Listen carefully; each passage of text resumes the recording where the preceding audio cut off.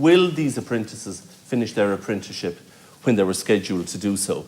Because they've made plans, no doubt, for their lives to get out into the workforce, to buy a van for themselves, to get working, and ultimately to buy houses themselves as they're building houses. So will they be able to commence as fully qualified electricians, carpenters, plumbers, etc., as scheduled? Because I suppose, if I could draw an analogy, I mean, your government is a slightly unusual relationship in that Leo Varadkar was told he'd be Taoiseach again in December 2022.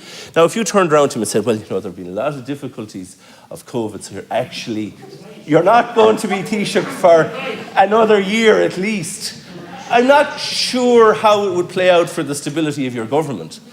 So you might reflect on that and how it must feel like for apprentices who have made life plans, and will they be able to finish their apprenticeships on time? Thank you, Deputy McNamara.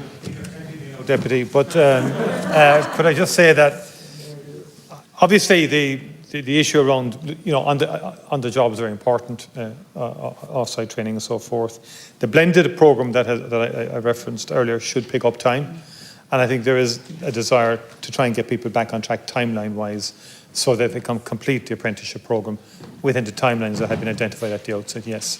But I can't give guarantees in respect of that.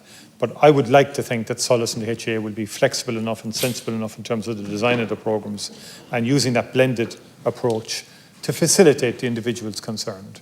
I think overall, though, what is very clear from this is that there has been a step change, and the new Department of Further and Higher Education is leaving its mark in respect of further education and apprenticeship training, but it's also bringing together and coordinating much more effectively than heretofore Solas, ETB, Higher Education Authority, which is extremely important, and that we get a best value for the resources that are allocated and more targeted approaches, because we do need more and more skilled apprentices available to the economy right across the board. We have a whole retrofitting programme to do.